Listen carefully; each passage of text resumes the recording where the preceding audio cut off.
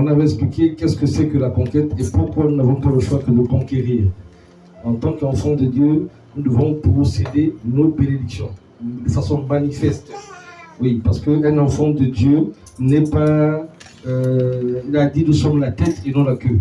C'est assez difficile et triste pour Papa bon Dieu de voir ses enfants qui sont et pourtant bénis, mais vivent dans des confusions, dans des tourments, dans des pleurs, dans des échecs répétés. Ce n'est pas le plan divin de Dieu. Non, il a le plan de bonheur et non de malheur. Mais comment concevoir que le peuple de Dieu, notre Père, à lui appartiennent l'or, la richesse et tout ce que nous voulons, mais c'est les enfants de Dieu qui se retrouvent dans des confusions, dans des problèmes. Ce n'est pas le plan de Dieu. Et c'est pourquoi il suscite ses serviteurs pour donner le message, afin que les enfants de Dieu véritables vivent dans une vie victorieuse. Amen, amen. Amen. Et donc nous sommes dans l'année de la conquête. Ce n'est pas un slogan. Ça veut dire que d'ici la fin de l'année, nous devons pouvoir posséder les bénédictions qui nous sont données pour l'année 2026.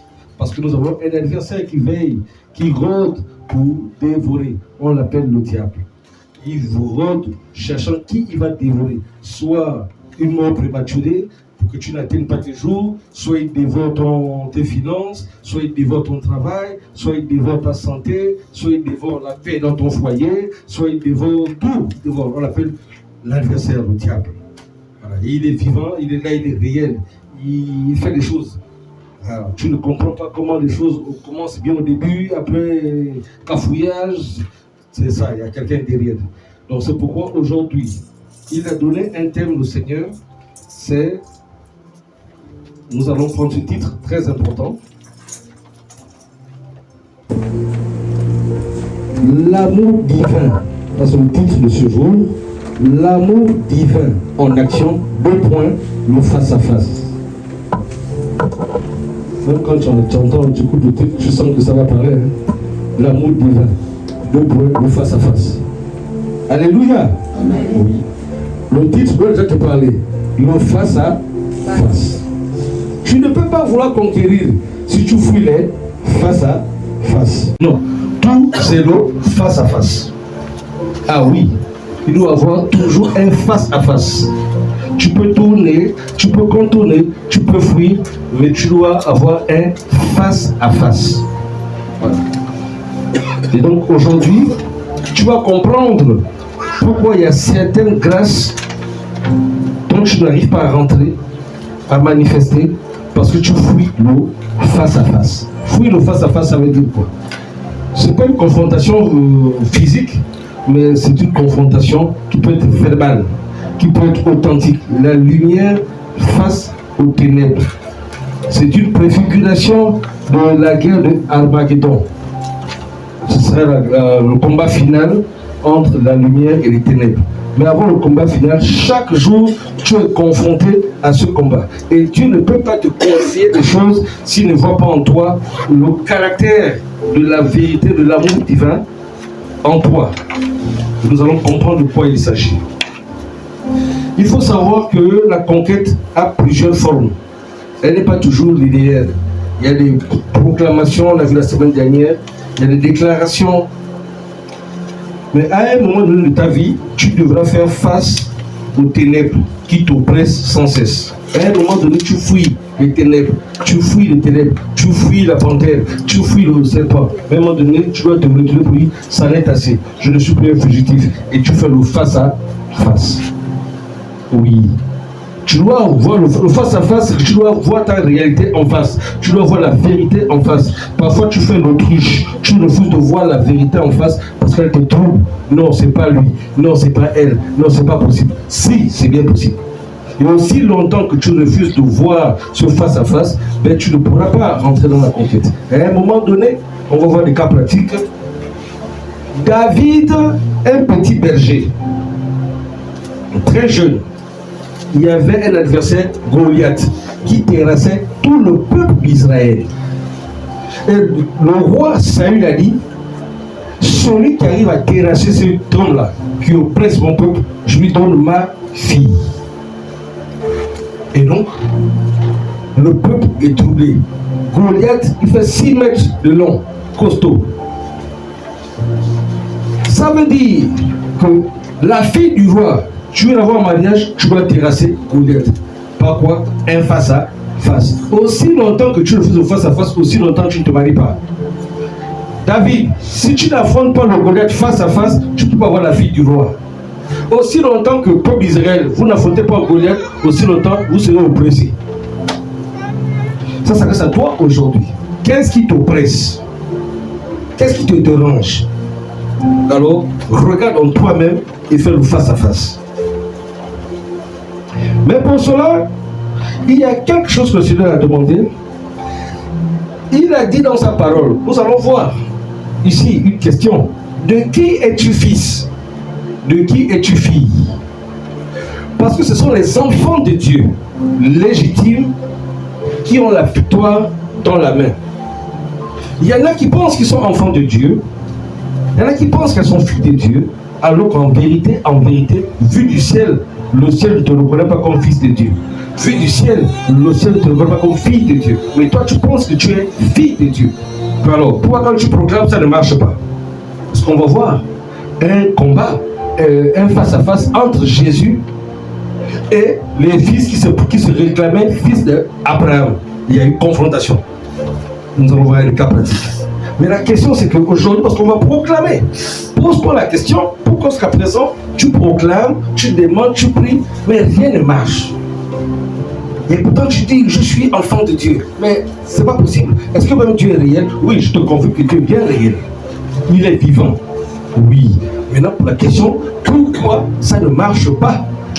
Et donc, pour cela, on va comprendre quelque chose qui va te remettre toi-même en question. Pour savoir de qui es-tu fils. Parce qu'on va voir le cas pratique. Lorsque David a terrassé Goliath, Saül a demandé, le roi Saül a demandé, mais ce jeune garçon-là, de qui est-il fils? Je veux savoir le père de cet enfant-là. Voilà. Donc à un moment donné, le monde entier veut savoir que nous sommes les fils et les filles de Dieu. Alors si le monde entier attend la révélation des fils de Dieu, il faut que tu saches si tu es fille de Dieu, si tu es fils de Dieu, qu'est-ce que tu attends pour manifester la gloire? Parce que le monde entier attend la révélation des fils de Dieu. De qui es-tu fils? Toi-même, tu dois répondre. C'est pas en toi-même, tu te regardes dans ce qui va te dire là, tu regardes, ah, je dois régler. Ou bien ma marche n'est pas authentique. Pour cela, on va aller regarder quelque chose dans 1 Jean 3 à partir du verset 11. 1 Jean 3 à partir du verset 11. Il est mieux pour toi, mon frère, ma soeur, que tu te rendes compte si réellement ta marche est bien. Tu as le temps de régler, d'arranger, avant qu'il ne soit certainement trop tard. De qui es-tu fils? Ou de qui es-tu fille? Je lis la parole de Dieu.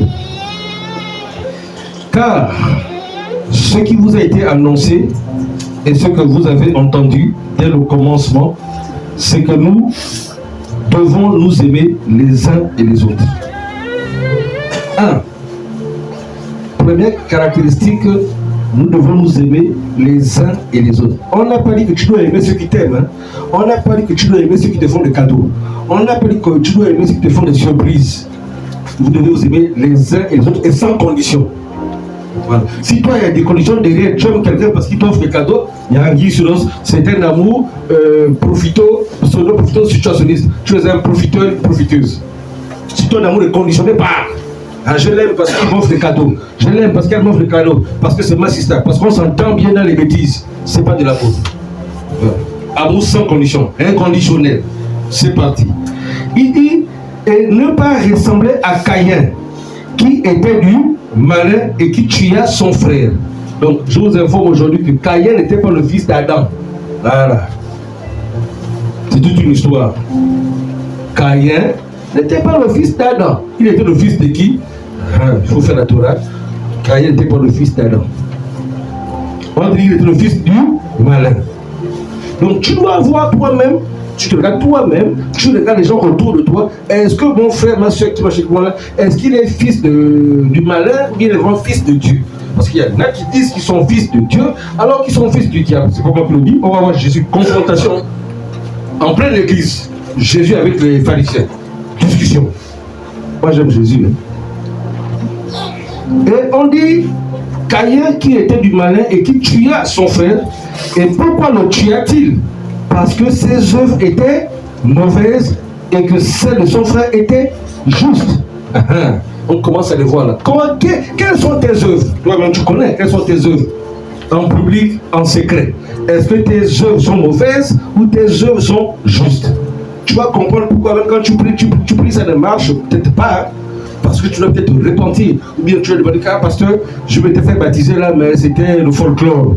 Je m'étais fait baptiser là, c'était pour faire plaisir à quelqu'un. En vérité, je ne suis pas né de nouveau. Me suis baptisé là parce que je voulais une petite. On l'a vu ici. Qui l'a fait à Jésus? Il lève sa main. Il me dit, c'est faux. Il cherche la copine. Comme la fille venait ici, il est venu là, il suit la fille. Et comme la fille est chrétienne, et qui l'a fait à Jésus? Il lève la main. Je dis, toi, oui. Comme tu as déjà de couleurs, prie. Zéro. Ne le mettez pas dans le groupe, on va l'observer. Oh, quand la fille venait, il vient. Quand la fille ne vient pas, il ne vient pas. Si elle est en retard, il est en retard. Il connaît ces choses. Vous amusez comme ça. Donc en fait, il doit se faire Jésus pour la femme, pas autre chose. Quand la femme aussi a dit, bon, j'ai voyagé, elle a déménagé, elle est venue dans une autre ville, le type n'est pas venu. Il ne cherchait pas Christ, il cherchait la petite. Et ils sont nombreux comme ça. Il paraît qu'à l'église là-bas, il y a des filles sérieuses. Parce qu'on est fatigué, il fait des boîtes de nuit. Ah bon, l'église. Donc quand il vient à l'église, il fait quelque chose. Dès qu'il a trouvé, il n'est pas né de nouveau. Il n'est pas né de nouveau. Voilà. Et par les œuvres, on va les reconnaître. Si tu ne crois pas, crois à cause des œuvres. Les œuvres sont là. Tu vas critiquer quelqu'un, mais regarde les œuvres. Toi qui dis là, mais où sont tes œuvres? Verset 13. Ne vous étonnez pas, frères, si le monde vous hait. Nous savons que nous sommes passés de la mort à la vie. Nous savons que nous sommes passés de la mort à la vie. Parce que nous aimons les frères. Voilà. Nous étions tous morts à la vie divine. Nous sommes passés de la mort à la vie. C'est qu'on a l'esprit de vie. Et si tu as l'esprit de vie en toi, en vérité, il donne la vie à ton corps physique, il donne la vie à tes organes, il donne la vie à ton mariage, il donne la vie à ton travail, il donne la vie à tout. L'esprit de vie est en toi. Amen, amen. C'est ça la chose. Si tu sens qu'il y a c'est l'esprit de mort, l'esprit de mort, tu rêves les esprits de mort, tu rêves les esprits de mort, on t'étouffe, on t'étrangle, il y a un problème. Il y a un problème. Toi, tu dois faire l'auto-diagnostic. On dit que je suis parti de la mort à la vie. Les gens vont dans les cimetières, toujours avec les dauphins. Mon grand-père qui est mort il y a longtemps, je le vois toujours, on est là, on mange ensemble. Ah! Toi, tu ne vois pas les anges. Soit tu vois les serpents, des choses bizarres. Il y a un problème. On est passé de la mort à la vie. Et même quand tu marches, tu dois amener la vie, le rayonnement. Voilà, même ton visage, c'est le rayonnement. Voilà, le rayonnement, la vie divine, la vie Zoé. Et c'est parce que nous aimons les frères. Donc quand tu as la vie en toi, même si on te pique quelque chose, tu auras mal, tu peux te fâcher, après tu vas aller. C'est rien. Parce que tu as la vie de Dieu en toi. L'amour divin, l'amour qui excuse tout, l'amour agapao, l'amour qui ne soupçonne point le mal. Tu n'es pas en train de regarder quelqu'un pour dire, ah bon, comme il a les yeux rouges, donc on dirait que ça doit être très dangereux. Non, peut-être qu'il a mal dormi. Celui qui n'aime pas demeure dans la mort. Celui qui n'aime pas demeure dans la mort. Si tu es une personne, tu sais que tu n'aimes pas les autres, la Bible te dit que tu demeures dans la mort. Pasteur, mais il m'a fait ceci. On te demande de pardonner. Est-ce que toi-même, tu n'as jamais fait du tort à quelqu'un, consciemment ou inconsciemment? Si. Alors, si Dieu te pardonne, pardonne les autres et avance. Verset 15. La Bible te dit, quiconque est son frère était meurtrier. Ah. Toi, tu dis que tu es enfant de Dieu, mais tu te vois comme un meurtrier. Meurtrier, parce que tu aimes ton frère. Tu as la haine pour ton frère. La haine. Pardonne. Non, tu veux te pardonner. Une haine. Pasteur, elle m'avait fait ceci. Je ne vais jamais pardonner. C'est la haine. Et tu es un meurtrier. La Bible dit, et vous savez qu'aucun meurtrier n'a la vie éternelle demeurant en lui. Nous avons connu l'amour en ce qu'il a donné sa vie pour nous. Nous avons connu l'amour en ce qu'il a donné sa vie pour nous. Nous aussi, nous devons donner notre vie pour les frères. Formidable. Dieu le Père a tant aimé le monde. Jean 3,16. Vous qui me regardez en ligne, Jean 3,16. Dieu a tant aimé le monde qu'il a donné son Fils. Le Fils a dit, je me donne pour des frères, pour qu'une multitude soit sauvée. C'est là qu'on a vu la manifestation de l'amour. Et Dieu te dit à toi, Dieu te dit à moi, et à toi, à moi, il dit, nous aussi, toi et moi, nous devons donner notre vie pour les autres. Est-ce que toi, tu es là, toi qui m'entends en ligne, est-ce que tu donnes ta vie pour les autres? Donner ta vie pour les autres, ça veut dire quoi?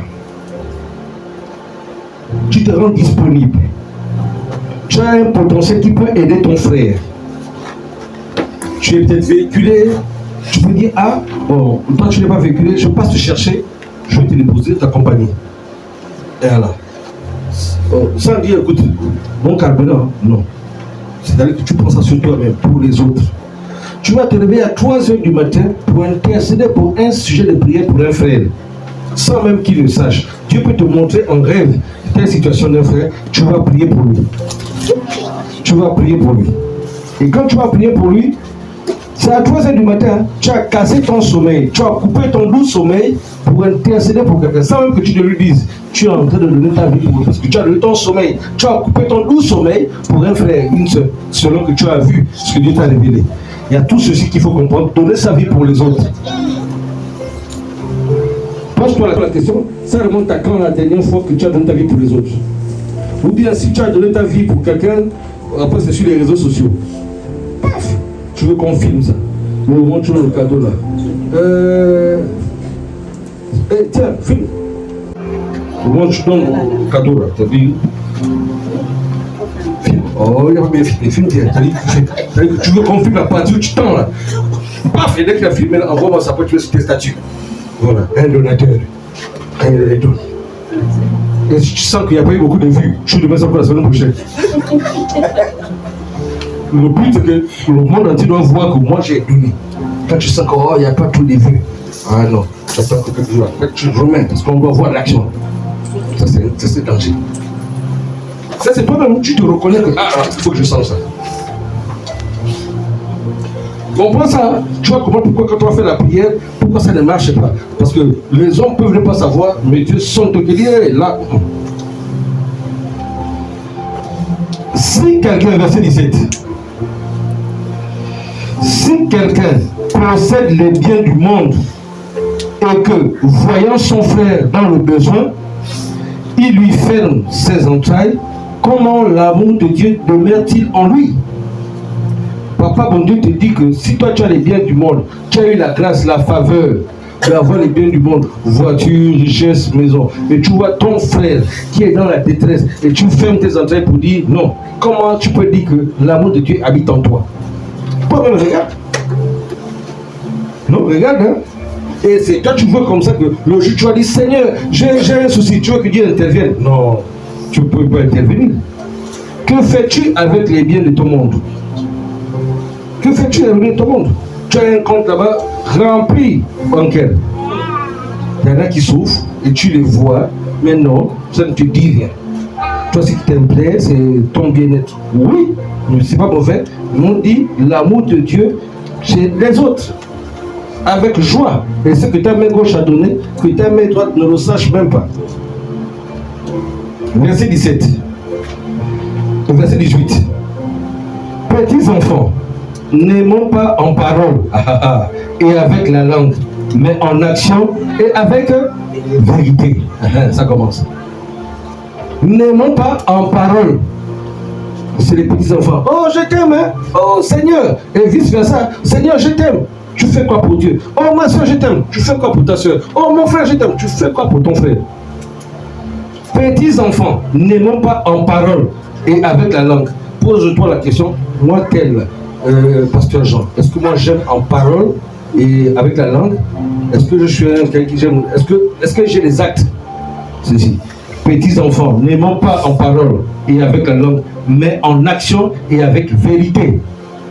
Voilà. Pourquoi avec vérité? Parce que tu peux faire des actions juste pour te faire voir. Non, ce n'est pas la vérité. Derrière, il y a un mensonge caché.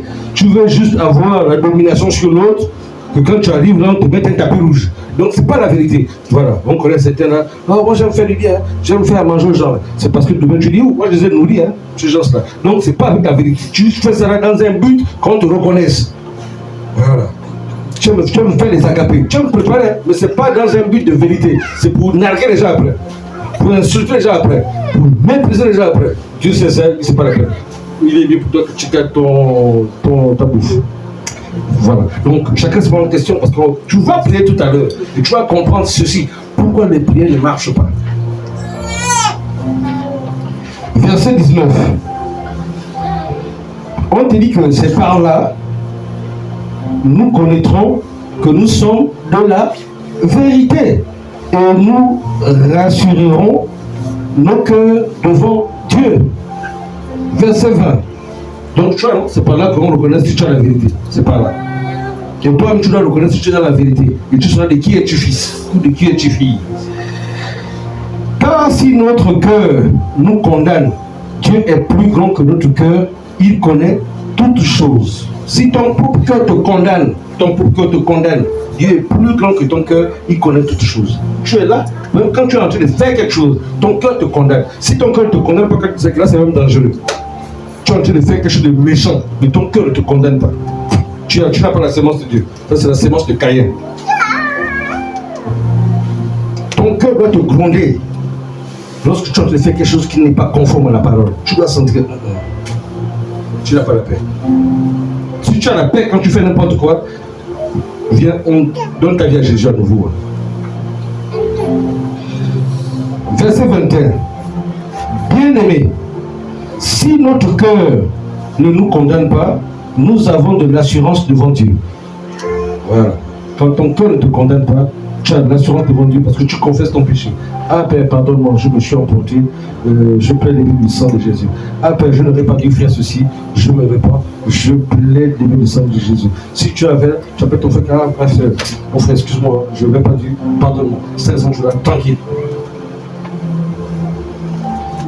Verset 22. Écoutons maintenant. On te dit que parce que ton cœur ne te condamne pas et que tu as l'assurance devant Dieu, voici la conséquence, verset 22. Quoi que ce soit que nous demandions, nous le recevons de lui, parce que nous gardons ses commandements et que nous faisons ce qui lui est agréable. Voici notre secret.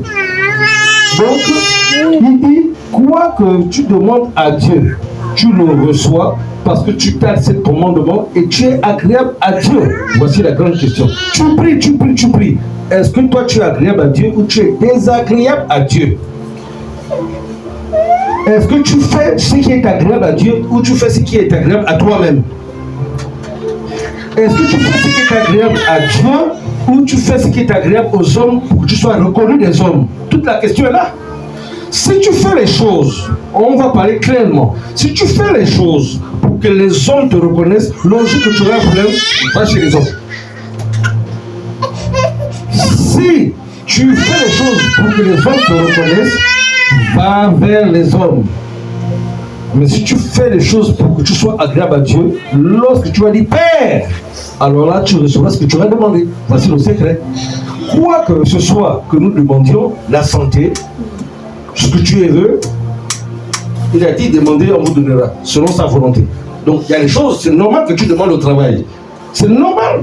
Père, tu as dit que je dois travailler pour manger. Si je ne travaille pas, je mange comment? Donc c'est ta volonté que je travaille. Donc tu lui demandes le travail, il doit te le donner. Père, je suis déjà à un âge de me marier. Il faut que moi j'ai un mari, il faut que j'ai une femme. Donc c'est ta volonté, tu as dit qu'il n'est pas bon que l'homme soit seul. À partir de ce moment-là, je viens au trône de la grâce, il te dit si tu demandes, il te le donne. Pourquoi? Pas parce que tu as demandé, parce que, tu gardes ses commandements, aimez-vous les uns les autres. 2, parce que tu fais ce qui est agréable. Qu'est-ce qui est agréable à Dieu? Le dimanche, tu dois sanctifier le jour du Seigneur. Ça veut dire que lorsque tu viens le jour du Seigneur, c'est un commandement. Il a dit, c'est pas négociable. Il a dit, tu dois sanctifier le jour du Seigneur. Donc quand tu viens le dimanche à l'église, tu viens pour ça. 1, aimez-vous les uns les autres. 2, œuvrez pour Dieu. Tu fais des choses qui lui sont agréables à lui. Et le jour où tu as un problème, quand tu dis Père, avant que tu ne finisses ta phrase, tu es exaucé. Donc, amen. Donc, dis-toi aujourd'hui, quand tu pries, s'il n'y a pas les autres, en vérité, ce n'est pas les sorciers. Parce que les sorciers n'ont aucun pouvoir. Oh, alléluia. Les sorciers n'ont aucun pouvoir. Est-ce qu'il y a une femme ici qui comptait voyager ou qui sort d'un voyage? Est-ce qu'il y a une femme ici qui comptait voyager ou qui sort d'un voyage? Qui avait un projet de voyager? C'est vous? D'accord. Si c'est vous qui avez un projet de voyage ou qui avez... Il faut savoir une chose. C'est pendant que je prêche là, il me dit que...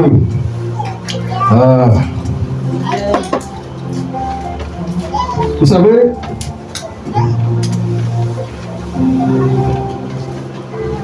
bon. Je parle ou je ne parle pas? Je parle, je peux parler? Oui. Est-ce que je peux parler? Du papa. Ok, yes. Est-ce que vous savez que on va prier? C'est une belle sortie. Non. C'est que... Alléluia. Seigneur. Est-ce que vous savez que...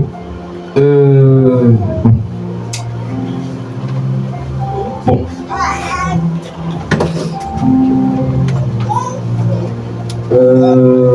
Le voyage. Oui, la femme qui veut voyager. Écoutez, hein, ainsi dit le Seigneur.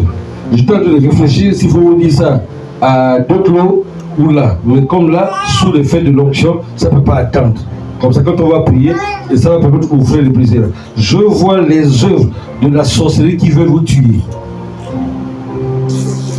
Vous ne savez pas ça? Même quand vous dormez, on veut vous tuer. Je sais. Non, donnez-le le micro. Je n'entends pas. Tu as entendu ce qu'elle a dit là? Non, tu n'as pas entendu. Voilà, c'est ça. Donnez-le le micro. Oui? Je sais. Vous savez? D'accord. Je suis là en train de prêcher, il me dit, il y a une femme qui veut voyager là. On veut te sacrifier. Dans les histoires de la femme là. Elle me dit qu'elle sait, non? Oui, je sais. Voilà. C'est de quoi tu parles. D'accord. Donc on va prier. Quand on va prier tout à l'heure là, vous êtes là, vous connaissez le sujet, vous allez prier. Et ça, c'est pas la rigolade, hein, mais cela n'arrivera pas au nom de Jésus. Amen. Parce que ce qui est dévoilé est condamné. Amen, amen. Amen. Voilà comment ça marche.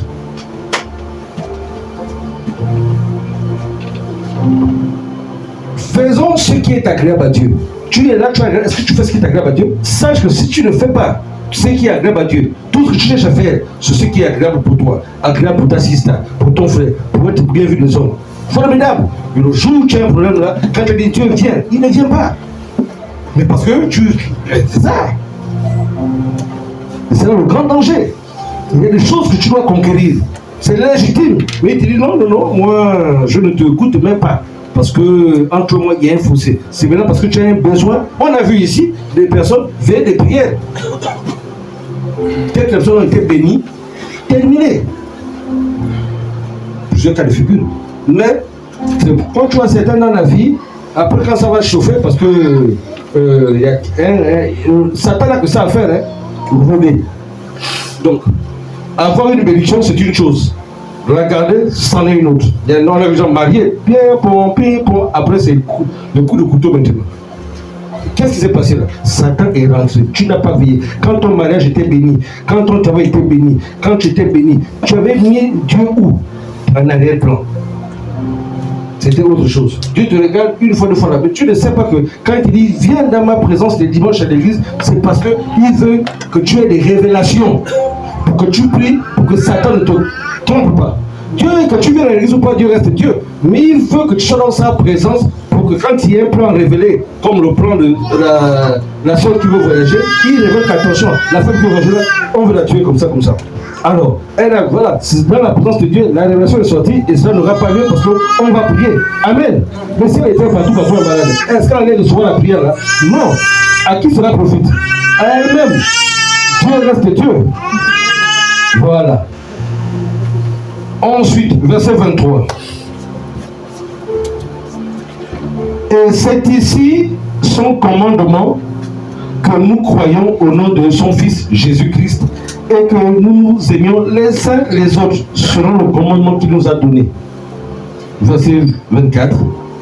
Il te dit, celui qui garde ses commandements demeure en Dieu et Dieu en lui.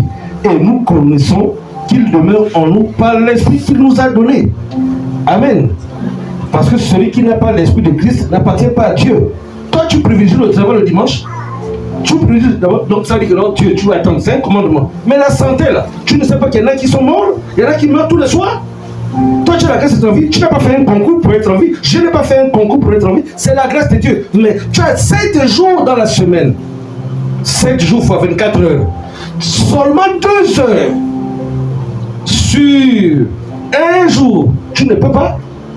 Quelle excuse tu vas trouver? Mais le jour où tu es malade, va voir ton patron. Ton patron. Le jour où ton foyer a un problème, va voir ton patron. Tu viens Dieu dire, il y a assez. Donc, moi, je suis un garçon de course. C'est quand tout va mal que vous venez dans ma présence. Quand tout allait bien, tu étais où? Quand tu étais où? Selon si les pasteurs profitent. Allez, on fait un avoir le pasteur là. Oh, les pasteurs sont des escrocs. Oh, les pasteurs sont des bandits. Toi aussi, tu es un chrétien bandit. Entre bandit et bandit, vous vous banditisez. Alléluia! Amen. Ah! Mais c'est là, j'invente maintenant mon vocabulaire. Alléluia. Non, c'est sérieux, hein? C'est avec un cœur rempli de compassion qui m'envoie par le peuple de Dieu pour comprendre que c'est Satan qui nous fait croire ça. C'est Satan qui nous fait croire ça. C'est Satan qui nous fait croire ça. Que, oh bon, les dimanches, ça paye double, ça paye triple, ça paye 120%. Même quand tu prends l'argent là, tu sais pas ce que tu fais avec. Compte bancaire, il n'y a rien. C'est les maladies, c'est les ordonnances, c'est les IRM, c'est tout ça là. C'est rien. Alors que tu as ça gratuitement dans la présence de Dieu. Non, non, Dieu, c'est pour toi-même. J'ai dit, il n'y a pas quelqu'un qui a été fidèle à Dieu ou qui est fidèle à Dieu qui n'est pas dans. Ça ne veut pas dire que tu n'auras pas des moments, même quand tu es dans les tribulations, ça ne te fait rien. Parce que ta joie n'est pas liée à ce que tu possèdes. Ta joie est liée au fait que tu es en Christ et Christ est en toi. Point final. Tu sais que si l'enlèvement a lieu aujourd'hui là, paf, tu es devant le Père. Tu n'es pas en train de dire, aidez-moi, au secours. Les démons te maltraiter. Parce que c'est une vérité qui va se passer. Quand une personne meurt, c'est terminé. Si tu es en Christ, cela va se savoir. Donc, bien aimé, c'est pas un message de condamnation, mais c'est vraiment Dieu qui parle à son peuple. Donc, une fois on a compris ça, on va passer au premier cas pratique. Jean 8, à partir du verset 31. Vous allez voir la confrontation. Jean 8, à partir du verset 31.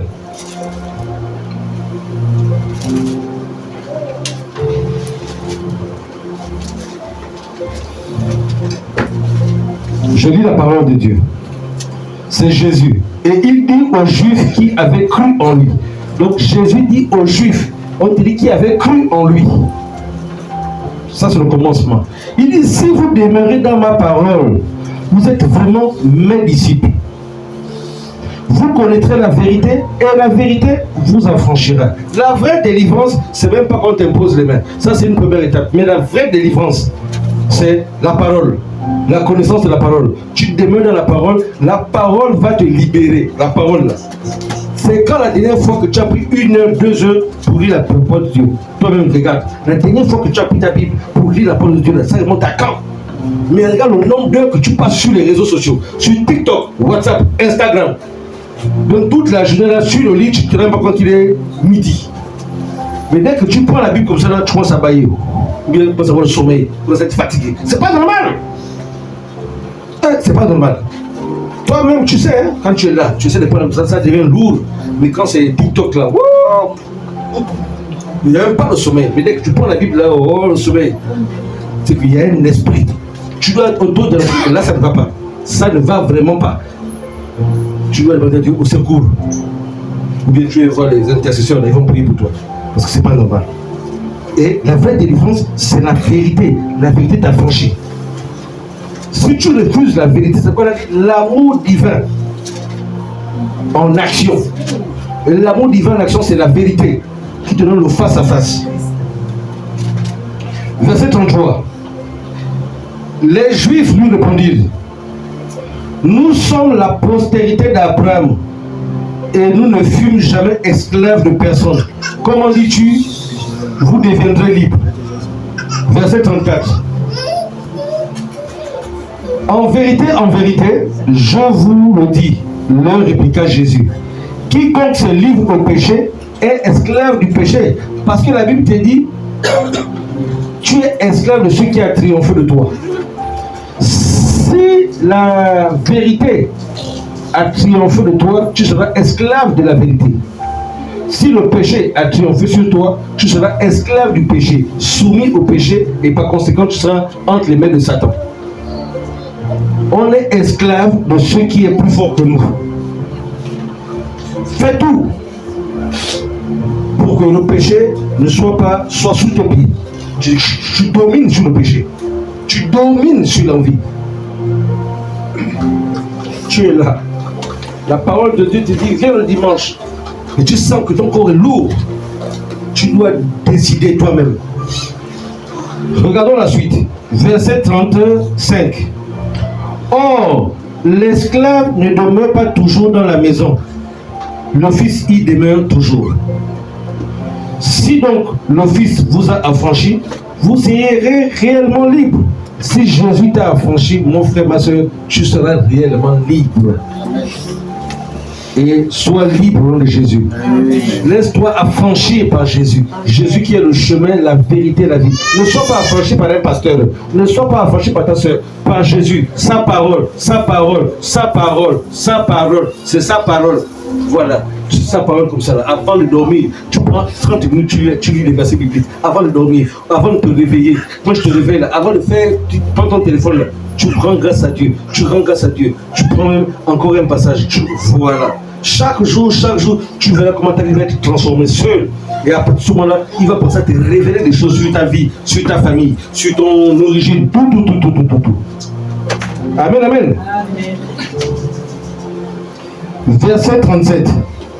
Je sais que vous êtes la postérité d'Abraham, mais vous cherchez à me faire mourir parce que ma parole ne pénètre pas en vous. Ah, voilà, dans l'église, Jésus qui parle avec les Juifs, il dit, vous cherchez à me faire mourir. Vous dites que vous êtes de la postérité d'Abraham. Mais pourquoi vous voulez me faire mourir? Parce que ma parole ne pénètre pas en vous. Verset 38. Je dis ce que j'ai vu chez mon Père, et vous, vous faites ce que vous avez entendu de la part de votre Père. Ah! Il y a un problème. Jésus dit, verset 38, je dis ce que j'ai vu chez mon Père. Et vous, vous faites ce que vous avez entendu de la part de votre Père. Donc voici deux personnes, deux groupes de personnes dans l'église, dans la synagogue. Il y a Jésus d'un côté, il y a les Juifs qui se réclament être fils de Dieu d'un côté. Mais Jésus leur dit, vous avez votre Père et moi j'ai mon Père. Sous-entendu, on n'a pas le même Père. On n'a pas le même Père. On n'a pas le même Père. Et pourtant on est dans la même église. Jésus qui parle. Hein? Moi je parle de ce que je vis chez mon Père, et vous faites ce que vous avez de la part de votre Père. Écoutons la suite. Ils lui répondirent, verset 39. Ils lui répondirent, notre Père c'est Abraham. Jésus leur dit, si vous étiez enfant d'Abraham, vous feriez les œuvres d'Abraham. Si tu es enfant de Dieu, tu fais les œuvres de Dieu. Si tu es le fils de ton père, fais les œuvres de ton père. Si tu es le fils du diable, fais les œuvres de ton père, le diable. Mais tu ne peux pas dire que tu es fils de Dieu et tu manifestes les œuvres du diable. C'est pas possible.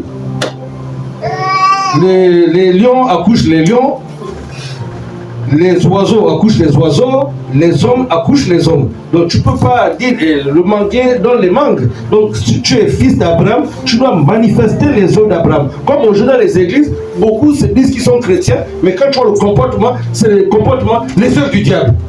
Et tu es en train de te flatter comme ça. Remets-toi, les œuvres du diable. Hein. Ah, c'est Jésus qui parle, voici le face à face, voici le face à face. Face à face. Je suis là pas biaisé, ça c'est le face à face. Ça remonte à quand le dernier face à face que tu as eu? Face à face. Ou à l'église, hein, à la synagogue. Ils leur répondirent, notre père c'est Abraham. Jésus leur dit, alors si vous étiez enfant d'Abraham, vous feriez les œuvres d'Abraham. Verset 40. Mais maintenant, vous cherchez à me faire mourir. Moi qui vous ai dit la vérité, que j'ai entendu de Dieu. Cela, Abraham ne l'a point fait. Donc il prend un cas pratique, il dit vous voulez me tuer, mais Abraham ne l'a pas fait votre père, parce que moi je n'ai pas de la part de Dieu. Comment vous voulez me tuer alors que votre père n'a pas fait ça? Ah, verset 41. Jésus dit, vous faites les œuvres de qui? Vous faites les œuvres de votre père. Ah ah, comme pour dire que vous avez un père, hein? C'est pas Abraham, vous avez un autre père. Moi aussi j'ai un père. On est dans l'église, on n'a pas le même père. Là c'est le face à face. Vous faites les œuvres de votre père. Il lui dit, nous ne sommes pas des enfants illégitimes. Nous avons un seul père, Dieu. Ça c'est les juifs qui disent ça. Jésus leur dit, si Dieu était votre père, vous m'aimeriez. Car c'est de Dieu que je suis sorti et que je viens. Je ne suis pas venu de moi-même, mais c'est lui qui m'a envoyé. Donc voici des juifs qui disent ils sont les enfants de Dieu.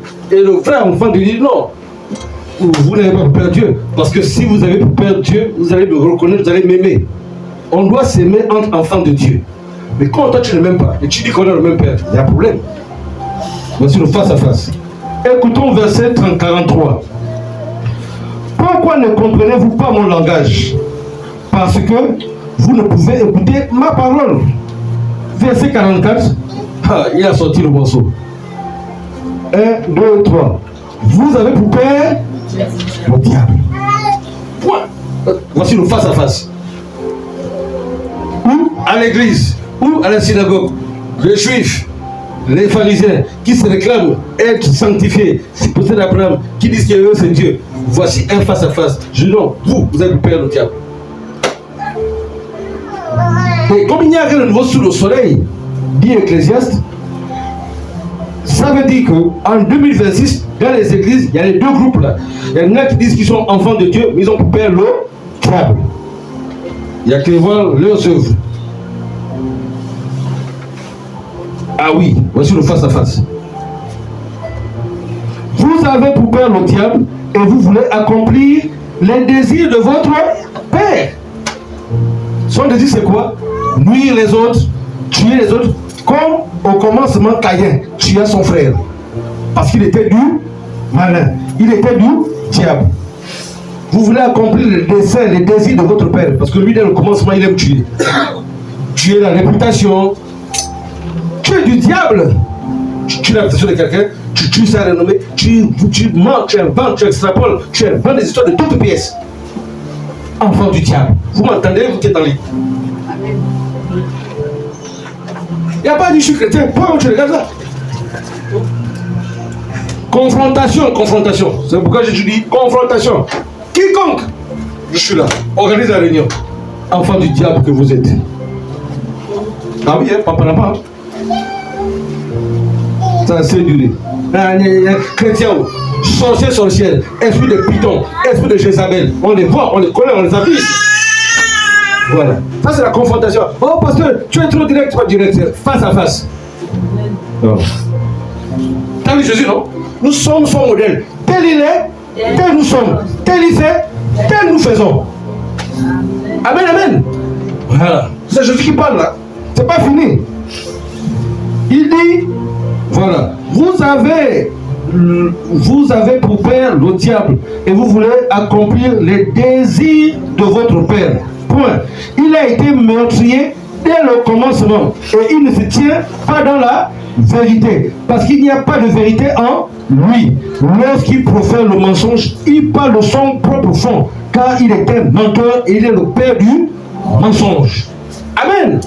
Voilà. C'est là que tu vois les enfants de Dieu. Et si tu es quelqu'un qui dit la vérité, tu ne vas jamais refuser la confrontation. Non. Tu ne parles pas derrière. Face à face. C'est pas les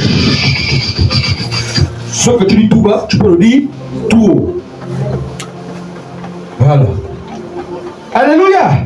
Voilà, voici la parole. Ça, c'est pas les païens. Hein. Ça, se passe dans la synagogue, dans l'église. Face à face, parole contre parole. J'aime trop Jésus. C'est pas ce que vous pensez, hein? Non, non, non. Il disait pas, oh, non, non, non. Vous avez peur le diable. Voilà, tac, tac, tac, tac, tac. Écoutons la suite. Verset 45. Et moi, parce que je dis la vérité, vous ne me croyez pas. Verset 46. Qui de vous me convaincra de péché? Si je dis la vérité, pourquoi ne me croyez-vous pas? Verset 47. Celui qui est de Dieu écoute les paroles de Dieu. C'est clair, si tu es de Dieu, tu écoutes les paroles de Dieu. Si tu es du diable, tu écoutes les paroles du diable. C'est ton père. Il dit, vous n'écoutez pas parce que vous n'êtes pas de Dieu. Ah oui. Là, c'est Jésus en personne qui parle. Vous n'écoutez pas la parole de Dieu parce que tu n'es pas de Dieu. La parole de Dieu te dérange. Tu es là, tu as le mal à t'asseoir. Et si tu es dehors, le pasteur m'énerve. Il dit la vérité. Mais comment? On est ici pour la vérité. Si tu veux la vengeance, trouve un autre endroit. Va chez les marabouts, partout là. Trouve un autre endroit. Ici, c'est la vérité. C'est la parole de Dieu. Ça te dérange comment? Au point où tu veux faire brûler les gens. Pourquoi? Les poisons. Pourquoi? Celui qui est de Dieu écoute la parole de Dieu. Vous n'écoutez pas la parole de Dieu parce que vous n'êtes pas de Dieu. Ah, c'est direct, hein? Tu sais pourquoi? Les enfants de Dieu, quand ils marchent ensemble, ils doivent parler de la parole. Parler de la parole. Ah, tu as vu dans Exode, tu as vu dans Lévitique, ah oui, tu as vu dans Matthieu, vous parlez de la parole, vous devez aimer la parole. Mais si tu es là, tu dis que vous êtes enfant de Dieu, vous parlez de autre chose là. La siesta, oh la piscine, oh tu as vu les feux d'artifice là-bas, ou tu as vu le type là, c'est un big daddy, et tant. Théro, remets-toi en question, faut te repentir, hein. Vous ne parlez jamais de la parole. C'est toujours le... Tu as vu le mec là? Tout est faux. Les faux cils, les faux sourcils, tout est faux. Gonfler les poitrines, tout. Et toi, tu dis la vérité comme ça? Non, pas possible. Celui qui est de Dieu écoute la parole de Dieu. Vous n'écoutez pas la parole de Dieu parce que vous n'êtes pas de Dieu. Point final, Jésus parle, face à face. Ça peut être ton père et ta mère, ton mari, chérie, tu es ma femme, tu es mon mari, là tu n'es pas dans la vérité. Arrête ça, tu fais la vérité. Oh, attends. Tu ne peux pas me parler, tu es le diable, là c'est pas la vérité. Ah oui. Plus tard, tu te dis, ah merci, hein. Parce que tu m'as dit la vérité, j'ai été sauvé, j'ai été transformé. Verset 48, écoutons la suite. Les Juifs lui répondirent, n'avons-nous pas raison de dire que tu es un Samaritain et que tu es un démon? Donc ils disent que Jésus est un démon parce qu'il leur dit la vérité. Sache que quand tu commences à dire la vérité aux gens, les gens vont te traiter de tous les noms. On dit Jésus, on dit que, nous n'avons pas raison de dire que tu es un Samaritain et que tu es un démon. Jésus répliqua, verset 49. Ça c'est le face à face, hein. Jésus répliqua, je n'ai point de démon, mais j'honore mon Père et vous m'outragez. J'ai dit, je n'ai pas de démon, mais moi j'honore mon Père qui m'a envoyé. Verset 50. Je ne cherche point ma gloire. Je ne cherche point ma gloire. Il en est un qui la cherche et qui juge. Verset 51. En vérité, je vous le dis, si quelqu'un garde ma parole, il ne verra jamais la mort. Amen. Tu ne verras jamais la mort dans ton travail, tu ne verras jamais la mort dans tes finances, tu ne verras jamais la mort dans ton corps, tu ne verras jamais la mort dans ton foyer, tu ne verras pas la mort parce que tu gardes la parole de Dieu. C'est aussi simple. Maintenant, à toi de choisir quel est l'aspect de ta vie où la mort est rentrée. La mort, c'est pas seulement... La mort, on dit mort, hein, c'est là, mais c'est mort. Mort vivant, c'est vivant, mais c'est mort. Il n'y a pas de vie. On connaît des personnes qui sont là, vivent ensemble. Je veux des témoignages, vivent ensemble, mais le foyer est mort. Le monsieur va tromper la femme va tromper le monsieur, ils se retrouvent comme des colocataires. Ils sont là, mais le mariage est mort. Il n'y a plus de dialogue. Les enfants et les parents, il y a la mort. Les enfants ne s'entendent plus avec les enfants. Les enfants s'entendent plus avec les parents.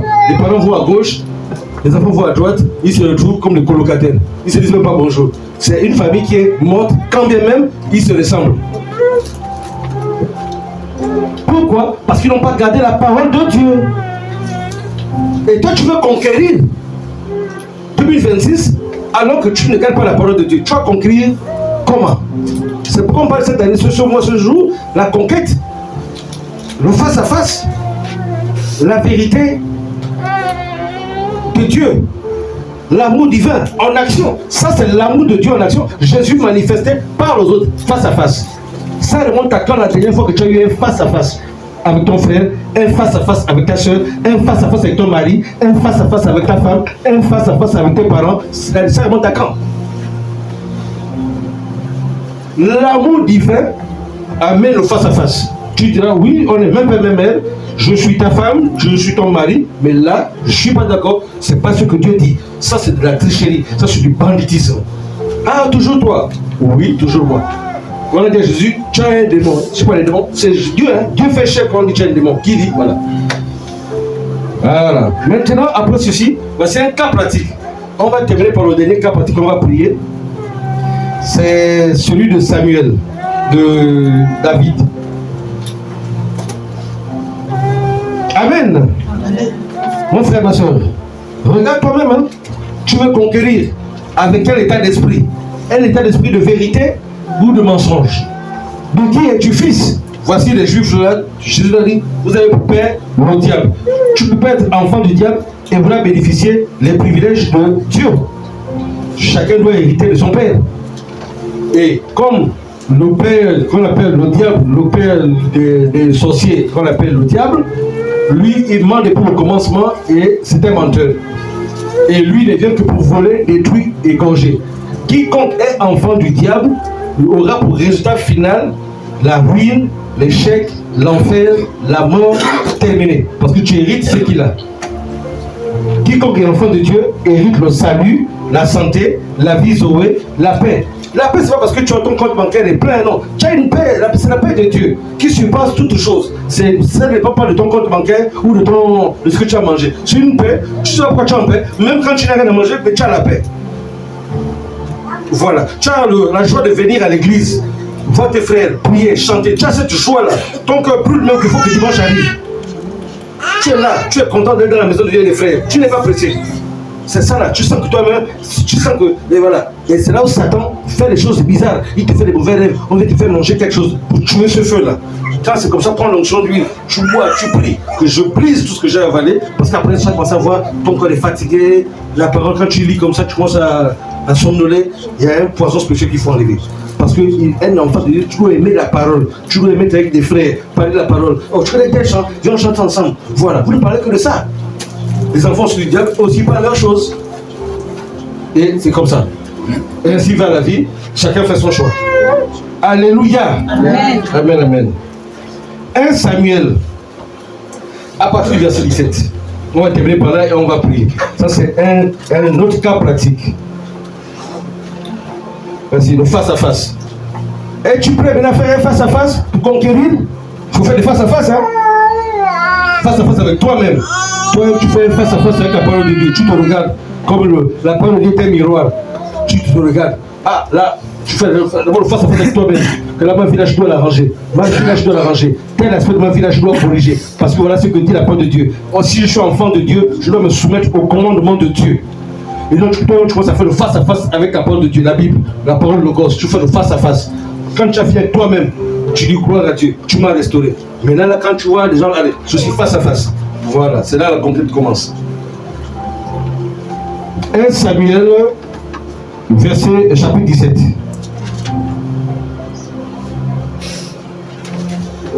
Et nous allons prier.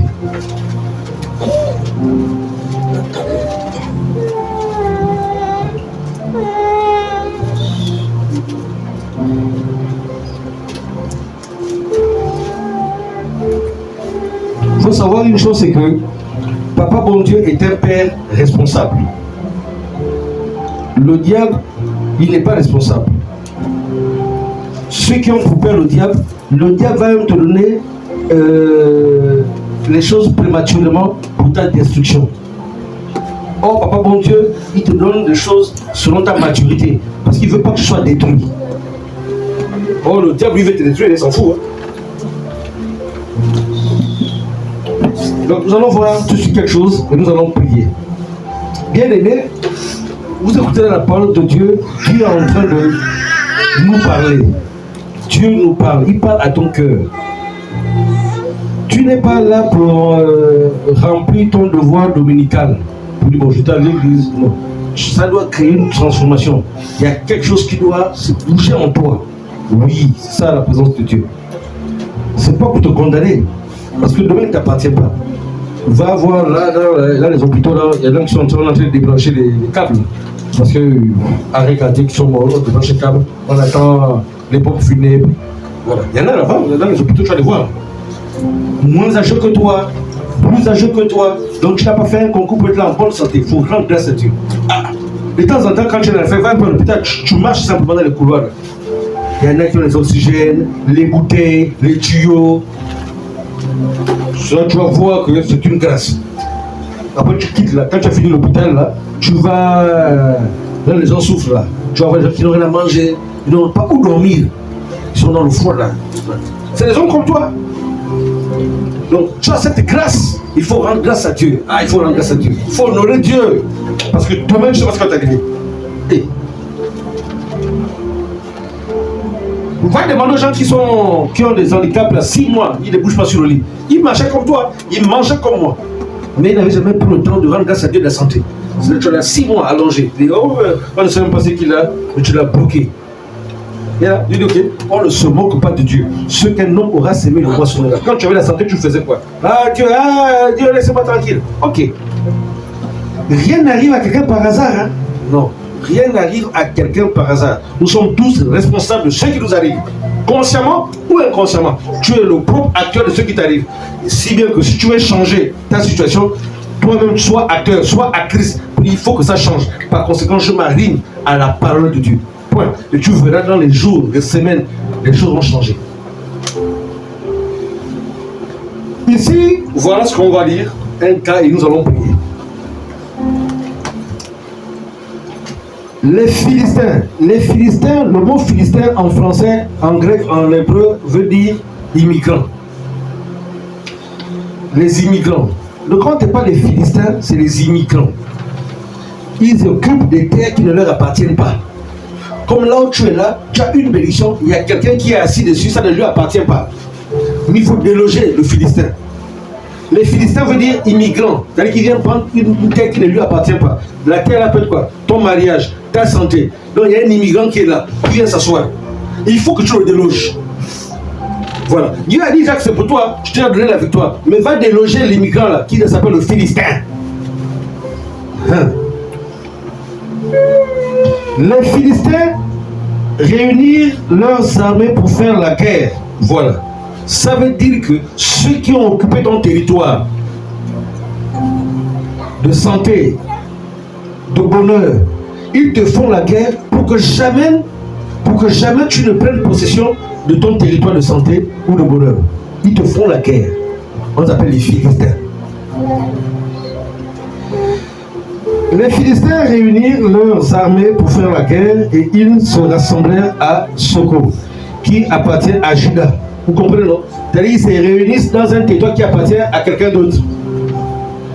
Comme toi aujourd'hui, tu es là, si tu n'arrives pas à prendre possession de ton affaire, c'est parce que tu poses un dossier. Il y a quelqu'un qui est assis sur ton travail. Il faut d'abord que tu le déloges. On a dit quoi? La nature a horreur du vide. Donc, ils ont pris possession. Maintenant, tu dois les déloger parce que Dieu t'a dit c'est pour toi, ma fille. Pour nous qui avons grandi dans les années 80, 90, là. Il y avait la primaire, hein? Et la primaire de primaire. Qui a vécu la primaire de primaire? À notre époque, quand tu arrives avec les gâteaux comme ça, il y a des enfants qui venaient te voler les gâteaux. Tu pleures seulement. Tu n'as pas vécu ça? Alors on a vécu ça. Quand tu arrives comme ça, là, il fallait que mon grand frère à chaque fois vienne taper les gens là. Donc quand on met les gâteaux, ils viennent, ils me priment. Justement, je pleure. Ouais. Au CP1, voilà. Contre les écoles terribles. Au CP1, là, voilà. Tu as les enfants des voyous, là. Quand ils viennent là, les enfants de la rue. Quand tu vas envoyer ton épaule, tu déposes dans la voiture, tu as le côté, voilà, le côté. Tu arrives là, ils arrivent là, allez. Tu peux, quand tu dis à un moment, oh, toi aussi, défends-toi. Voilà. Il fallait que mon grand frère qui était au CM2 vienne de menacer que vous le laissez tranquille. Voilà. Ça, là, c'était la vie, on ne comprenait pas que non, c'est même la Bible qu'on a fait vivre là, les immigrants. Saül, verset 2. Saül et les hommes d'Israël se rassemblèrent aussi. Ils campèrent dans la vallée des Térémbeth et ils se mirent en ordre de bataille contre les Philistins. Les Philistins étaient vers la montagne d'un côté et Israël était vers la montagne de l'autre côté. La vallée les séparait. Verset 4. Un homme sortit alors du camp des Philistins et s'avança entre les deux armées. Il se nommait Goliath. Il était de Gath et il avait une taille de 6 coudées et un empan. Donc genre 6 mètres.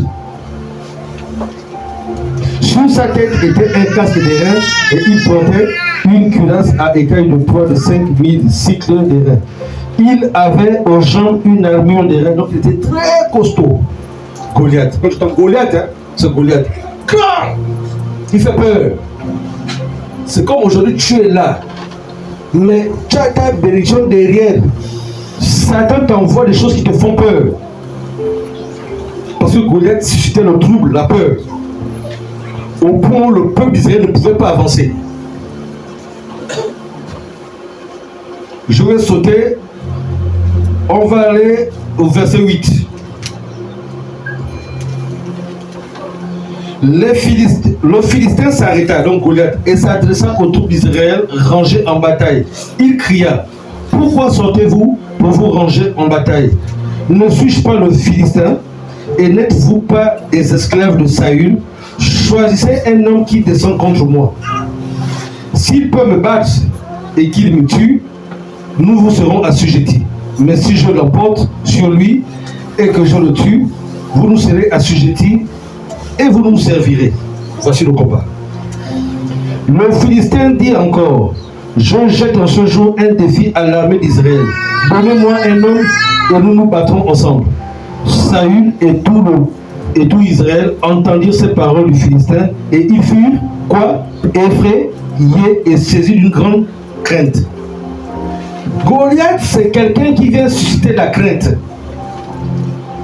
C'est à toi, mais il te fait peur. C'est ta bénédiction, il te fait peur. Le Goliath peut être le diagnostic d'un médecin qui dit que tu as un cancer. Le diagnostic du médecin qui dit cette maladie-là est incurable. Il te donne toute la peur. Ça, c'est incurable. Il faut qu'on t'opère. Il n'y a rien à faire. Il faut qu'on fasse ceci. Ça, c'est le Goliath pour créer la peur. Et le peuple d'Israël a peur. Le peuple de Dieu, ils ont peur de rentrer dans leur bénédiction.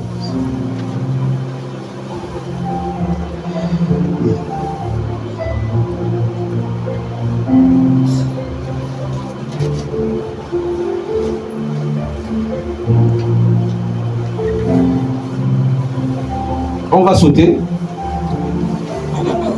On va aller directement au verset 41. Je vous invite à lire la suite. On va faire court parce qu'on va prier. Verset 41. Je vous raconte l'histoire. C'est comme ça que il y a le peuple d'Israël resté plusieurs jours, 40 jours, personne ne pouvait bouger. Mais il y a un enfant appelé David. Un tout petit de 18 ans qui dit au roi Saül: moi je vais aller combattre cet incirconcis appelé Goliath. On dit: mais toi tu es un enfant. Il dit: non, je vais aller. L'Éternel qui est mon Dieu. Parce que David avait expérimenté la présence de Dieu dans le lieu secret. Il avait tué le lion et l'ours. C'est parce que David avait connu, expérimenté la présence de Dieu en secret qu'il a eu le courage de dire: toi là je vais te défier en plein monde. On va lire verset 41. Le Philistin s'approcha peu à peu de David et l'homme qui portait son bouclier marchait devant lui. Le Philistin regarda et lorsqu'il aperçut David, il le méprisa, ne voyant en lui qu'un enfant blond et d'une belle figure. Le Philistin dit à David: suis un chien pour que tu viennes avec moi avec des bâtons. Et après l'avoir maudit par ses dieux, il ajouta: viens vers moi et je donnerai ta chair aux oiseaux du ciel et aux bêtes des champs. David a pris une fronde et des pierres. Parce que le roi a dit à David: prends ma cuirasse, David a dit, c'est trop lourd pour moi, je ne peux pas combattre, je n'ai pas besoin de ça. Lisez la suite de voir. Il dit, moi je prends les simples petites armes que j'ai. Il a pris des petits pierres comme ça, 8 pierres, 5 pierres, et il a pris une fronde. Et il a dit, je vais aller taper, je vais aller affronter Goliath. Et c'est pourquoi Goliath, tu dis quoi? Tu penses que moi je suis un oiseau, tu prends des petits pierres comme ça. Ça c'est le combat entre David et Goliath. Le face à face. Il y a eu un face à face. Ensuite, verset 45, David dit aux Philistins, tu marches contre moi avec l'épée, la lance et le javelot, et moi je marche contre toi au nom de qui? Au nom de l'Éternel des armées, du Dieu de l'armée d'Israël que tu as insulté. Ah! Le ciel dit, voici quelqu'un. Un petit, 18 ans. Il dit, toi tu viens avec ton armure, mais moi je viens, pas avec mes forces, hein. Je viens au nom de l'Éternel, le Dieu d'Israël que tu as insulté. Ah oui. Donc ne va pas affronter Goliath avec ta sagesse, avec ton master, avec tes diplômes, avec tes raisonnements. Va affronter tes Goliath avec Dieu, avec l'Éternel des armées, avec le Saint-Esprit. C'est là que tu auras la victoire. Si tu veux dire que c'est des techniques avec, parce que je me suis coiffé comme ça, je reste ici. Non, là tu comptes sur tes efforts, tu comptes sur tes capacités, tu comptes sur tes diplômes, compte sur la grâce de Dieu. Ce n'est ni par la force, ni par la puissance, mais c'est par le Saint-Esprit, dit l'Éternel des armées. Un conquérant vainqueur, tu ne vas avoir la conquête que par Jésus-Christ, par le Saint-Esprit, par la puissance de Dieu. C'est tout. C'est ce que David dit ici. Toi, tu viens avec tout ça, mais moi, je viens contre toi au nom de l'Éternel des armées, le Dieu d'Israël, de l'armée d'Israël que tu as insulté. Comment tu as pu insulter mon Dieu? Comment tu as pu insulter mon Dieu? Et c'est ça, un chrétien. Tu dois, mais non, ça c'est insulter mon Dieu. Je ne permettrai pas qu'un païen t'insulte mon Dieu. Ah non. Verset 46. Aujourd'hui, l'Éternel te livre entre mes mains. Je t'abattrai. Non? Face à face, parole contre parole. Saül, Goliath a insulté le peuple. David ne s'est pas tué. Il est venu aussi avec des paroles. Il a dit, aujourd'hui, l'Éternel te livre entre mes mains. Je t'abattrai et je te couperai la tête. Aujourd'hui, je donnerai les cadavres du camp des Philistins aux oiseaux du ciel et aux animaux de la terre. Et toute la terre saura qu'Israël a un Dieu. Ah oui. Dieu est content, le ciel est debout. Vous dites, voici quelqu'un qui vient vanter les mérites du ciel. Quelqu'un qui fait la gloire de Dieu le Père. Quand est-ce que toi tu as fait la gloire de Dieu le Père? Alléluia. Quand est-ce que tu as fait que le Père dise, oui, il y a une fille, on a une fille sur terre, on a un fils sur terre, on a un fils, on a une fille. Quand est-ce que tu vas le faire? Quand tu arrives comme ça, là, les démons tremblent. Quand tu dis, out! Vous entendez, les démons sont livrés. Ouais, on va t'accuser que c'est la majesté. Ils ne connaissent pas que c'est la puissance et l'onction. Quand tu arrives comme ça, tu as des révélations. Parce que tu fais peur au monde des ténèbres. Pas parce que tu es capable, tu dis parce que ça a assez duré. Ça a assez duré. Dans ma famille, tu dois dans ma famille terminer le cycle de chômage. Terminer. Ça a assez duré. Tu te lèves, un face à face. C'est un face à face, comme fait David. Verset 47. Il dit, et c'est pas fini, et toute cette multitude saura que ce n'est ni par l'épée, ni par la lance que l'Éternel sauve, car la victoire appartient à l'Éternel, et il vous livre entre nos mains. Aussitôt que le Philistin se mit en mouvement pour marcher au devant de David, David courut sur le champ de bataille à la rencontre du Philistin. Voilà, le face à face. Il n'a pas fui. Il a dit, tu viens, allez, on s'affronte. Le Goliath vient, David vient en courant, il n'a pas fait bon. Là, ça passe sur sa casse, aujourd'hui je finis avec toi. Ça c'est duré. Comment je dois dire que terminer la misère dans ma famille? Alors, vous avez géré ça depuis des siècles, c'est terminé. Ça passe sur sa casse, mais c'est fini maintenant là. C'est là que tu te réveilles, mais tu te révoltes que c'est assez. Comment les ténèbres vont réunir ma famille comme ça? Non, ça doit s'arrêter maintenant. À partir du moment où ça s'arrête. Et ça s'arrête maintenant. Allez, tu dois l'affronter. Qui que ce soit devant, le Goliath là, ça peut être n'importe qui, ça peut être les réclamations de ta famille, ça peut être n'importe qui, mais ça doit avoir un face à face. Comme on voit la soeur là, on te dit que qui veut la mettre sur un tapis pour la bouffer? C'est qui? C'est pas un voisin, c'est le membre de sa famille. Et donc elle doit se dire, ça doit assez durer.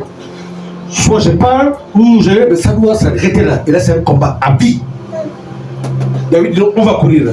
Parce que tant qu'on ne bouge pas, on est opprimé. Tant qu'on ne bouge pas, on est esclave. Il faut que ça s'arrête.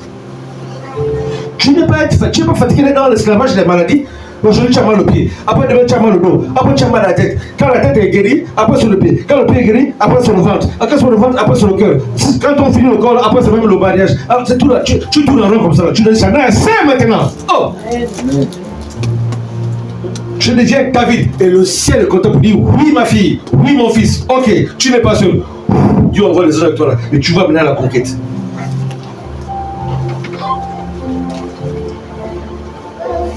Verset 49. David, il mit la main dans sa gibecière. Il prit une pierre et la lance avec sa fronde. Il frappa le Philistin au front. Et la pierre s'enfonça dans le front du Philistin, qui tomba le visage contre terre. Ainsi, avec une fronde et une pierre, David fut plus fort que le Philistin. Il le terrassa et lui ôta la vie, sans avoir d'épée à la main. Il courut, s'arrêta près du Philistin, se saisit de son épée, jette des cas dans le nom de Jésus. Toute épée forgée contre toi est nulle et sans effet. Et que les ennemis qui ont levé les épées contre toi, que eux-mêmes soient transpercés par leurs propres épées au nom de Jésus. Oui. Toute arme forgée contre toi, tout fléau qu'ils ont manigancé, tout agenda satanique, démoniaque qu'ils ont manifesté contre toi, je déclare et je décrète retour à l'envoyeur au nom de Jésus. Ressens cela. Je déclare que quel que soit là où on a mis ton nom, quel que soit là où on a cité ton nom, lève ta main droite, lève-toi, on va prier, lève-toi, lève-toi, lève-toi, et lève ta main droite, on va prier, ça c'est maintenant. Quel que soit l'épée qui est le Goliath qui est venu devant toi, le Goliath qui est venu devant toi, je déclare et je décrète que maintenant, lève ta voix. Maintenant, tout Goliath dans ta vie est lâché. Au nom de Jésus. Au nom de Jésus. Oui. C'est pourquoi je déclare dans le nom de Jésus. Tout homme pour les nuls et sans effet. Toute langue qui se lève en justice contre moi, nous le condamnons en jugement à l'échec au nom de Jésus.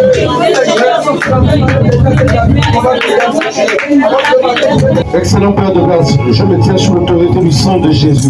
Par ton onction apostolique et prophétique, je viens de déclarer ici et maintenant que tout programme, tout agenda satanique et démoniaque contre ton peuple ici est brisé au nom de Jésus. Je déclare que tout Goliath qui s'est levé, tout Philistin, tout migrant qui s'est levé pour prendre possession de leur bénédiction, je déclare et je déclare que tout Goliath est tué, est coupé et renversé au nom de Jésus. Je déclare que quel que soit le Philistin, quel que soit le Goliath qui prenait possession de l'héritage de ton peuple sur le plan financier, sur le plan professionnel, sur le plan marital, sur le plan des dons spirituels, je décrète et je déclare que ce Goliath est terrassé et coupé au nom de Jésus. C'est pourquoi, Père, sur la parole que tu as donnée, je déclare ici que toute forme de mort prématurée, toute forme d'accident programmé, toute forme d'envoûtement programmé dans la vie de ces hommes et de ces femmes, je déclare que cela est réduit au silence au nom de Jésus. Je déclare que c'est la vie et leur partage. J'interdis toute forme de mort prématurée, j'interdis toute forme d'accident, j'interdis toute forme de cancer, j'interdis toute forme d'opération, j'interdis toute forme d'attaque de flèches mystiques au nom de Jésus. J'envoie le feu maintenant qui vient consumer tout esprit de surveillance sous la forme des chats, des rats, des serpents, des monstres. Cela est consumé dans le feu du Saint-Esprit maintenant au nom de Jésus. Je déclare et je décrète que ces hommes et ces femmes, dans leur main tendue, qu'ils reçoivent ta grâce, un renouveau de ta grâce qui opère puissamment dans leur vie. Qu'en sortant d'ici, ils vont avec une nouvelle dimension, une nouvelle opération. Car quiconque était sur leur destinée, les foyers brisés sont restaurés au nom de Jésus. Et je vis sortir de la bouche du dragon et de la bouche de la bête et de la bouche du faux prophète trois esprits impurs semblables à des grenouilles. Dans le nom de Jésus, tout esprit de grenouille que tu as vu en rêve, qui t'a touché, je viens ici et maintenant, je lève ma droite dans le nom de Jésus. Oh Père, que tout esprit impur semblable à des grenouilles qui tourmentent les couples, qui tourmentent des foyers, qui tourmentent des corps, je brise cela, j'envoie le feu maintenant sur la vie de ces grenouilles, afin que maintenant ces esprits soient liés au nom nom de Jésus. Que tout esprit de grenouille qui amène la discorde, qui amène la séparation, qui amène la confusion, qui amène la maladie, j'envoie le feu maintenant au nom de Jésus. Oh oui, partout il y a été dossier. Tu as vu des grenouilles dans tes rêves. Les grenouilles, c'est un esprit, c'est un démon qui vient pour mettre l'animosité, pour détruire. Oh, maintenant, j'envoie le feu du Saint-Esprit. Que là où tu as posé tes dossiers, que ton dossier soit maintenant libéré. J'envoie le feu qui consume cette mauvaise odeur de grenouille et reçoit le parfum de bonne odeur. Ton foyer est restauré. Quand tu vas parler, il va t'écouter. Quand tu vas parler, on va t'écouter. Ton chef va t'écouter. Tes collègues vont t'écouter. Ton mari va t'écouter. Tes femmes vont t'écouter. À compter de ce jour, au nom de Jésus, j'envoie le feu maintenant. Je déclare que vous êtes libérés. Vous êtes libérés. Vous êtes délivrés. Recevez la grâce. Recevez la faveur. Recevez la faveur. Recevez la faveur. Vous êtes bénis. Vous êtes prospères. C'est un nouveau cycle qui commence. Au nom de Jésus. Ta peau qui grattait. Ta peau. Tu avais des démangeaisons. Tu avais des démangeaisons. Tu avais des démangeaisons. Sans terminer les démangeaisons. Tu es libéré des démangeaisons. Tu es libéré des démangeaisons. Au nom de Jésus. Au nom de Jésus. Je vois le feu maintenant.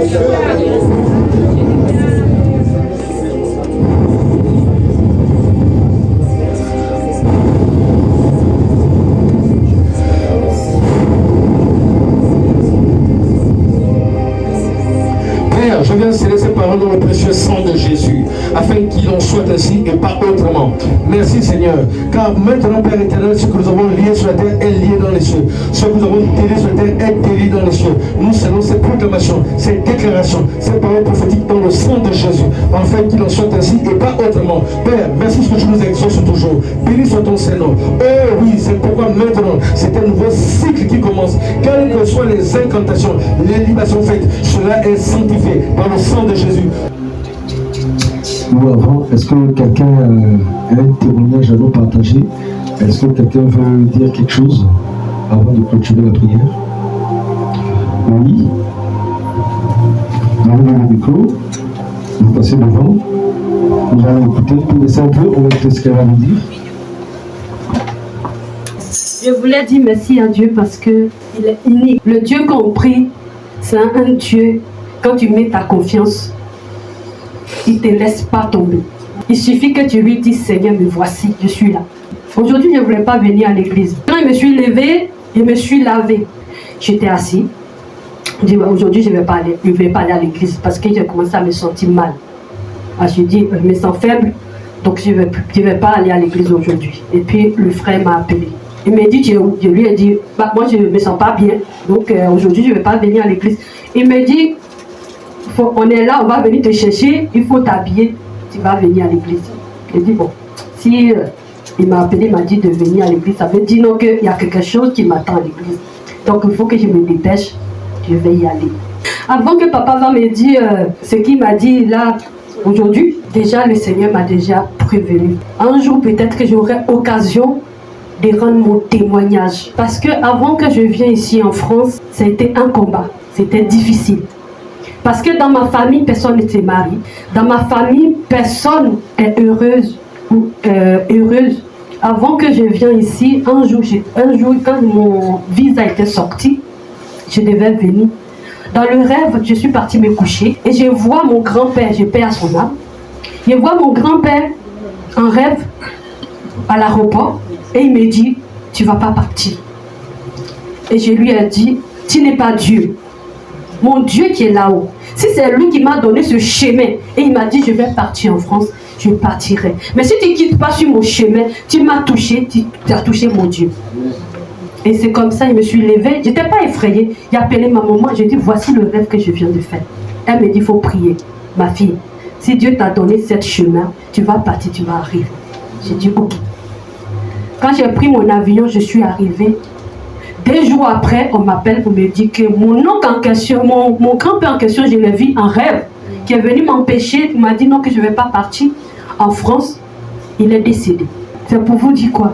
Le Dieu qu'on prie, si tu mets ta confiance, tu mets tout ton espoir, tu mets ta foi en lui, personne ne va te toucher. Quand j'ai dit que je voulais partir voir ma maman parce que ça fait 6 ans que je suis en France, je ne suis pas encore partie. Donc il a dit, je suis en train de faire projet, elle-même n'est pas au courant. Je dis, je vais prier en secret. Et si c'est la volonté de Dieu, il me permettra que je puisse partir. Parce que ça fait longtemps et ma maman, elle me manque un peu. Et c'est comme ça que je suis partie me coucher. Dans les rêves, je vois la grande soeur de ma maman, ma tante. Je le vois en rêve, j'étais couchée. C'est comme si je suis partie au village. Et quand je suis arrivée, ils sont trois femmes. Et ils m'ont dit, tu es venue faire quoi ici? J'ai dit, mais moi je suis venue voir ma maman. Donc ils voulaient m'empêcher, c'est comme s'ils voulaient me faire du mal. Mais moi je lui ai dit, si c'est mon Dieu qui a permis que je puisse venir dans ce village, tu vas partir avant moi. Parce que moi je t'ai rien fait.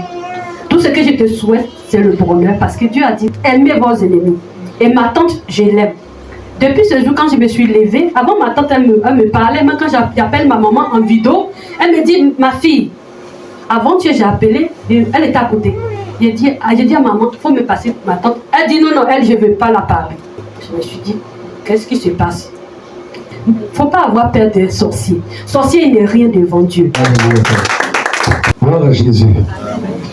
Désolé, dans la présence de Dieu, les séquences en dehors. Pour ce cas de figure, on vous donne un cas pratique. Il y a quelqu'un qui était assis sur son voyage. Et dès que son voyage était validé, ça a entraîné la chute de celui qui était assis sur son voyage. Voilà comment ça marche. Excellent Père de grâce. Béni soit ton Seigneur. Merci pour ton amour et ta fidélité. Nous te rendons de multiples actions de grâce car ton nom est digne d'être célébré, exalté, loué, adoré, magnifié.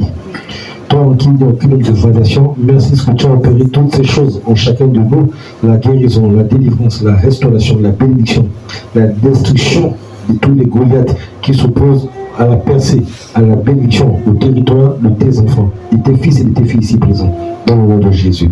Père, je viens consacrer cette semaine qui commence dans le sang de Jésus, afin que tout endroit que foulera la porte de nos pieds, nous le prenons en possession et nous dominons sur les yeux des ténèbres dans la couverture du sang précieux de Jésus. Et que toute arme forgée contre nous est nulle et sans effet. Nous avons de gloire en gloire la faveur divine et notre partage. C'est pourquoi nous obtenons la faveur des hommes.